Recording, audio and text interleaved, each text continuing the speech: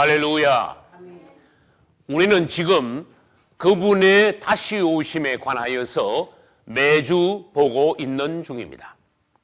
그분의 다시 오심에 관하여 알기 위해서는 우리는 먼저 다니엘서와 다니엘의 70일에 관한 계시를 먼저 보아야 합니다.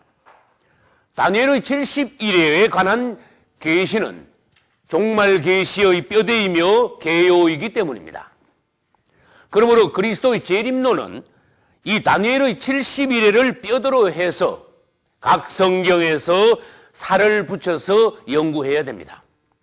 앞으로 우리는 수십 주 동안에 이 다니엘의 70일을 뼈대로 이제 그리스도의 다시 오심에 관하여서 볼 것입니다. 그러면 다니엘은 누구며 다니엘서는 어떻게 기록되어 있으며 또 다니엘이 받은 70일의 계시는 무엇인가에 대하여서 오늘 보기로 하겠습니다.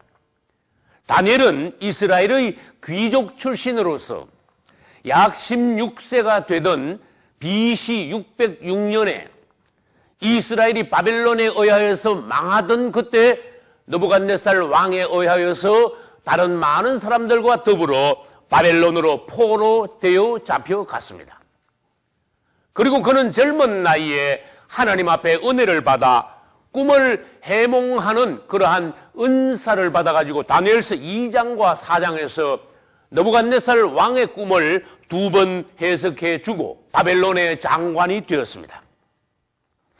다니엘서는 구약의 계시록이라고도 말하는데 다니엘서 2장에는 큰 신상에 관한 꿈이 있고 그 다음에 다니엘서 7장에는 다니엘이 본 바다에서 올라온 4마리 짐승에 관한 환상이 있고 오늘 우리가 읽은 다니엘서 9장에는 다니엘이 받은 70일에 관한 계시가 기록되어 있는데 이 부분들이 다니엘서에서 가장 중요한 부분들입니다. 이제 다니엘은 젊을 때 포로로 잡혀가서 바벨론과 바사국의 장관을 계속 지내면서 포로로 잡혀간 지 68년째 되던 해, 그러니까 다니엘의 나이가 이미 84, 5세나 되었을 때 우연히 예레미야서를 입수하여 읽게 되었습니다. 그 당시에는 성경이 대단히 희귀했기 때문에 다니엘이 늦게사 예레미야서를 읽게 되었던 것입니다. 그 중에 예레미야 25장 11절과 예레미야 29장 10절에 의해서 다니엘은 이스라엘이 바벨론 포로 70년이 차면 백성들이 본국으로 다시 돌아가게 될 것이라는 하나님의 예언의 말씀을 읽고 깨닫게 되었고 특별히 놀라게 되었습니다. 이것을 깨닫게 된 다니엘은 즉시 금식 기도를 시작한 것이 다니엘서 9장 1절 이하에 나옵니다. 그는 금식 기도하면서 전체 유대인들을 대표하여 자신이 그 죄를 자백하고 회개하고 하나님의 자비와 은혜를 구하고 과연 하나님의 말씀대로 70년이 차면 즉 2년밖에 남지 않은 2년 후에는 유대인들이 하나님의 말씀처럼 본국으로 다시 돌아가 하나님의 기뻐하시는 나라를 세울 수 있기 위하여서 기도했습니다. 그 다니엘의 기도의 내용이 다니엘서 9장 3절로 19절까지에 나옵니다. 그때 하나님께서는 다니엘의 기도를 기쁘게 받으시고 가브리엘 천사장을 보내셔서 다니엘이 기도한 그 기도에 응답하셨을 뿐만 아니라 거기에다가 더하여서 70일에 관한 계시를 선물로 더하여서 주셨습니다. 다니엘은 무엇을 기도했었습니까? 70년이 차면은 유대인들이 본국으로 돌아갈 것에 관하여 기도했지만 하나님의 응답은 어떠했습니까?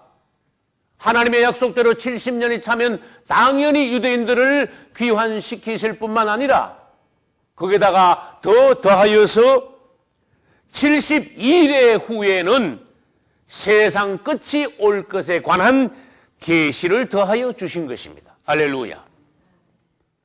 오늘 우리가 읽은 다니엘서 9장 24절로 27절은 다니엘이 받은 70일의 계시가 나옵니다. 그것은 짧은 구절이면서도 종말 역사를 가장 함축성 있게 말씀하신 것이며 그리스도의 재림론에 대한 기본 틀이며 또한 성경 예언을 푸는 열쇠가 된 것입니다. 그러면 70일에란 무엇입니까? 우리가 읽은 다니엘서 9장 24절에는 무슨 말씀이 있는가 하면은 내 백성과 내 거룩한 성을 위하여 70일에로 기한을 정하였다고 하셨습니다. 그러므로 이 70일에는 내 백성과 내 거룩한 성이라고 하셨으므로 유대인들의 구원을 위하여서 하나님께서 정해놓으신 기간입니다. 그러면 여러분 여기서 71회가 무엇인가 보기로 하겠습니다. 70일에 우리가 글씨를 쓰면 72회 여러분 1회라는 것은 7이라는 뜻입니다. 그 71회라는 것은 70 곱하기 7이라는 뜻이. 그러면 이것은 77에 49, 490이 됩니다. 그러면 여기서 단위가 중요한데 여기서 단위는 1이 아니고 년입니다. 즉 71이라는 것은 490년을 말합니다. 다시 말해서 다니엘이 받은 70일에 관한 계시는 무엇인가 하면은 하나님께서 정하신 이 49년 내에 유대인들이 구원을 받고 그리스도께서 재림하시게 된다는 즉 세상의 끝이 온다는 그러한 계시의 내용인 것입니다. 할렐루야. 그러면 70일의 시작점은 언제인가에 대하여서 9장 25절에 말씀하고 계십니다. 예루살렘을 중건하라는 영이 날 때부터 그런 말씀이 있습니다. 뭐뭐 할 때부터 이것은 시작점입니다. 그러면 우리가 성경을 연구할 때의 70일의 시작점은 언제인가? 예루살렘을 중건하라는 명령이 내려질 때 그것은 종말 계시의 출발점이 되는 70일의 시작점이다 하는 것을 우리가 알 수 있습니다. 그러면 예루살렘을 중건하라는 영은 성경에서 어디에 나옵니까? 에스라서 1장과 4장과 6장, 7장 그리고 느헤미야 2장 등에 의하면은 그때가 이미 바벨론은 망하고 난 뒤에 메데 바사라는 나라가 들어서게 됩니다. 그리고 바사왕 고레스, 그 다음에 바사왕 다리오, 아닥사스다 2세 등에 의해서 그 왕들이 명령을 내립니다. 유대의 백성들은 각각 자기 나라로 돌아가 예루살렘을 중건하라. 다시 말해서 폐허가 된 예루살렘을 다시 재건하라는 명령이 내려지게 됩니다. 그래야 그 명령에 따라서 유대인들은 1차, 2차, 3차에 나누어서 유대 땅으로 돌아오게 됩니다. 1차로 유대인들이 돌아올 때는 스룹바벨이라는 종이 유대인들을 데리고 예루살렘으로 와서 성전 건축을 시작하게 됩니다. 그 다음에 2차로는 에스라가 백성들을 데리고 돌아오게 되며 3차로는 여러분들이 잘 아시다시피 느헤미야가 백성들을 데리고 돌아와서 이번에는 성전이 아닌 성벽을 재건하게 되는 것입니다. 그런데 이제 학자들의 연구에 따르면은 그러면 그 예루살렘을 중건하라는 영을 세 왕이 세 번이나 내렸는데 그 시점을 언제로 볼 것이냐? 각자 학자들에 따라서 견해가 조금씩 다르지만은 우리는 대체로 어떤 설이 타당하냐? 그것은 에스라서 7장에 의하면 아닥사스다 2세가 영을 내리게 되는데 그 해가 바로 BC 457년이라는 것입니다. 그래서 대체로 BC 457년을 70일의 시작점으로 보는 것이 무난하다고 할 수 있습니다. 그러면 우리는 70일에 관한 해설 도표를 보면서 이제 그 부분에 대해서 잠깐 설명을 듣기로 하겠습니다. 이 이스라엘 유대인들은 BC 606년에서 BC 536년까지 70년 동안 바벨론 포로 생활을 했습니다. 하나님의 예언의 말씀대로 70년이 찬 BC 536년에 이스라엘은 이제 돌아오기 시작합니다. 그것이 고레스 왕 원년이라고 했으며 역대하 36장 22, 3절에 기록되어 있습니다. 그리고 난 뒤에 아까 말씀드렸듯이 70일의 시작점은 언제냐? 아닥사스다 왕 2세가 성전 중건령을 내린 BC 457년을 70일의 시작점으로 보는 것이 대체로 타당하다고 하였습니다. 그리고 난 뒤에 이 70일의 흐름이 어떻게 되는가 하면은 이 70일에는 세 마디로 흐르게 되어 있었습니다. 주님께서는 말씀하시기를 예루살렘의 중건령이 내리고 난 뒤에 70일 후에 바로 무슨 일이 있겠다고 말씀하시지 않고 예루살렘의 성전 중건령, 성벽 중건령이 내리고 나면은 7일에와 62일에가 지날 것이고 또 어떠한 사건이 있고 난 뒤에 한 일에 마지막으로 한 일의 어떠한 사건이 있을 것이다 하시면서 이 70일이라는 것이 당장에 한 번만에 끝나는 것이 아니라 세 마디, 세 시대로 구분된다는 것을 말씀하셨습니다.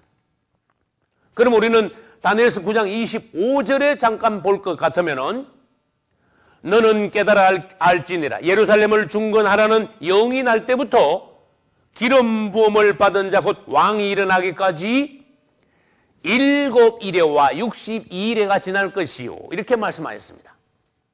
우리는 70일의 시작점은 알았습니다. 그러나 이 70일에는 어떻게 구성이 되어 있느냐? 7일에와 62일에와 그리고 세상 끝에 가서 마지막 한 일에 해서 이것이 합칠 때 72일에가 된다는 것입니다. 그러면 왜 하나님께서 7일에 62일에 한 일에 이래서 마디를 두셨을까? 그것은 이 세 마디가 중요한 사건들이 있는 마디라는 것입니다. 그러면 7일에는 먼저 무엇입니까? 7일에는 77이 49년입니다. 이 49년 동안에 예루살렘이 중건된다는 것입니다. 그것은 BC 457년부터 시작하여 49년 동안. 그러니까 BC 몇 년까지죠? 408년까지. 역사적으로 말하면은 BC 457년부터 BC 408년까지 즉 49년 동안 다른 말로 하면 7일의 동안 예루살렘 성이 중건되는 기간이다라는 것입니다. 그리고 난 뒤에 그 다음에 또 시간이 흘러 62일에가 다시 지나면은 62일에는 몇 년이 됩니까? 62 곱하기 7이 62 곱하기 7 이건 434년이 됩니다. 그리고 434년이 지나면은 기름 부음 받은 왕, 즉 그리스도께서 일어나실 것이다. 성경에는 기묘한 말씀이 있습니다. 예수님께서 기름 부음 받으신 왕으로서 일어나실 때 그분이 기름 부음 받으시는 왕으로 나타나실 해를 성경에는 기록해 놓았습니다. 그러니까 BC 408년에는 예루살렘 성이 중건되는 해입니다. 마치는 해입니다. 그 이후에 434년이 지나면은 그리스도께서 오실 것이다. 그래서 62일의 뒤에는 그리스도의 오심. 이거는 즉 초림입니다.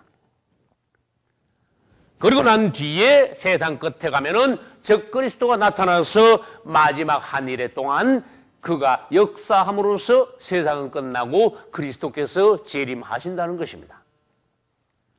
성경은 무엇을 예언하고 계십니까? 그분이 오시는 해를 다니엘서 9장 25절에서 예언해 놓으셨습니다. 그럼 여기서 조금 더 상세하게 보겠습니다. 다니엘서에서는 그리스도의 오시는 연도에 관하여서 예언해 놓으셨습니다. 그 다음에 미가서 5장 2절에서는 그리스도께서 베들레헴에서 나실 것을, 그분이 나실 장소를 예언해 놓으셨습니다. 그 다음에 이사야 여기저기에서는 그분이 유다 지파 다윗의 가문에서 처녀를 통하여서 나실 것을 예언해 놓으셨습니다. 할렐루야. 구약시대 때 성경을 읽은 사람들은 기름 부음 받으시는 왕 그리스도께서 언제, 어디서, 어느 가문에서 어떤 방식으로 오실 것이라는 것에 관하여서 성경을 통하여서 미리 다 알고 있었던 것입니다. 그와 마찬가지로 우리가 성경을 알고 기도 중에 깨어 있다면 그분이 다시 오시기 직전에도 성령 안에서 우리에게 그분의 오시는 때가 얼마나 촉박했는가에 관하여서 좀 더 구체적으로 그분이 말씀해 주실 것으로 우리는 믿습니다. 할렐루야. 그리고 난 뒤에 다니엘서 9장 27절에서는 그가 장차 많은 사람으로 더불어 한일의 동안의 언약을 굳게 정하겠고, 이런 말씀이 있습니다. 이제 우리는 아까 무슨 말씀을 들었습니까? 기름 부음 받은 자 곧 왕이 일어나기까지 7이레와 62이레가 지날 것이요. 이 말씀을 들었습니다. 그러면 7이레와 62이레는 합치면은 69일입니다.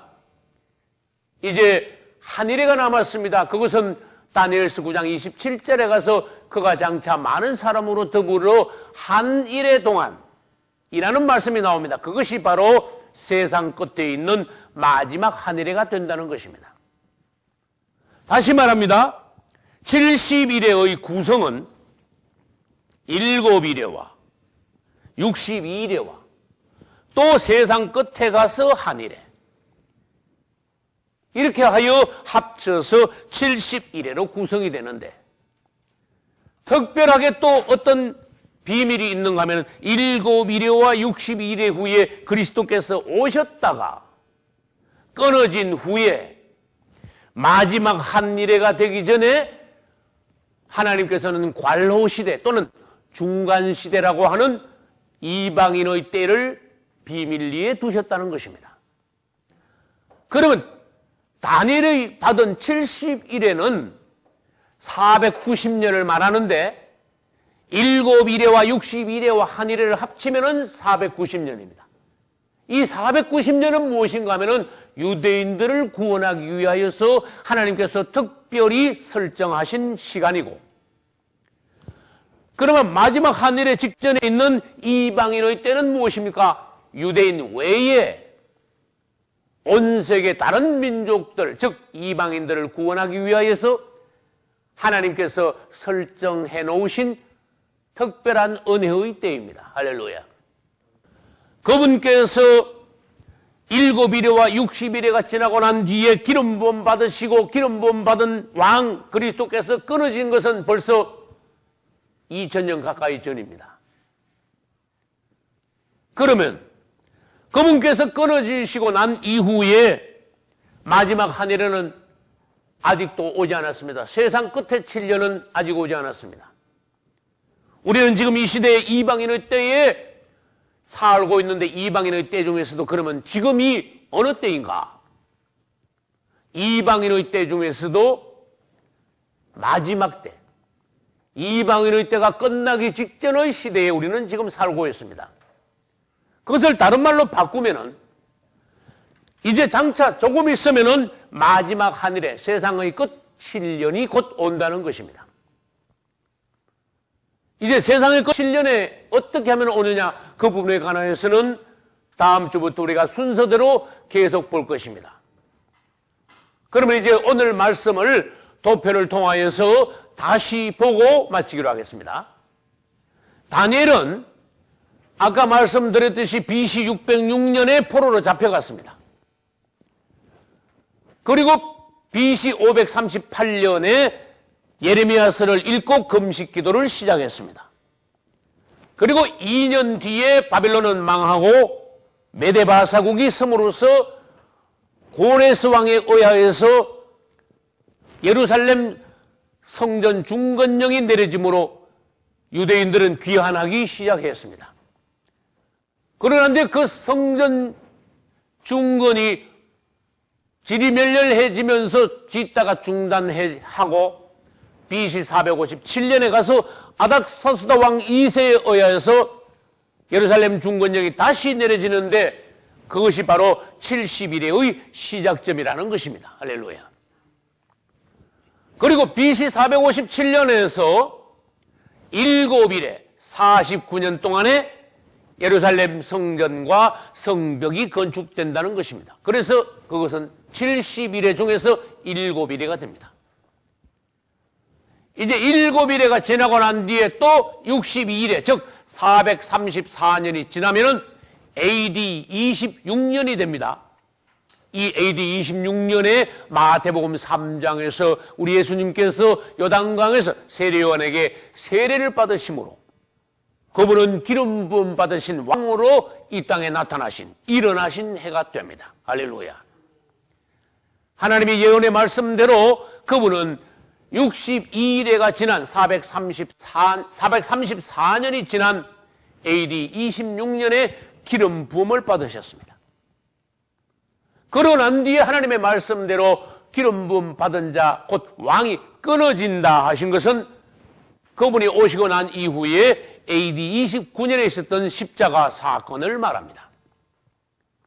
우리 예수님이 십자가에서 죽으시고 부활 성천하시고 난 뒤에 이 시대는, 그 이후의 시대는 어떻게 되었습니까? 이방인의 때가 시작된 것입니다. 다시 말해서 유대인들의 구원은 보류가 되고 이방인인 우리가 오늘날 하나님의 은혜로 구원받고 있는 시대라는 것입니다. 할렐루야. 먼저 유대인들이 구원받게 되어 있었고 그 다음 두 번째 우리 이방인들이 구원받고 있는 시기가 지금이고, 그러면 이 세대가 끝나면 어떻게 됩니까? 이방인의 때가 끝나면 우리 이방인들의 구원도 이제 끝나고 다시 구원은 유대인들에게 돌아간다는 것입니다.